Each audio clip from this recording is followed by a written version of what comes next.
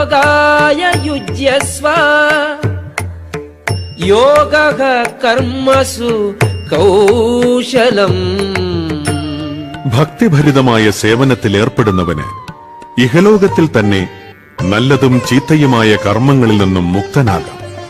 അതിനാൽ യോഗത്തിനായി യത്നിക്കുക. അല്ലയോ അർജുന, കർമ്മകുശലതയാണ് യോഗം.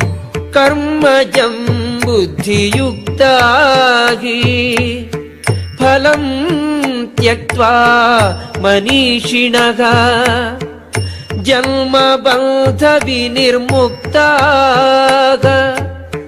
പദം ഗച്ഛന്തി അനാമയം. ഇപ്രകാരം ഭഗവത് ഭക്തി സേവനത്തിൽ ഏർപ്പെട്ടുകൊണ്ട് ഋഷീശ്വരന്മാർ അഥവാ ഭക്തന്മാർ ഭൗതിക ലോകത്തിലെ കർമ്മഫലങ്ങളിൽ നിന്നും മുക്തരാകുന്നു.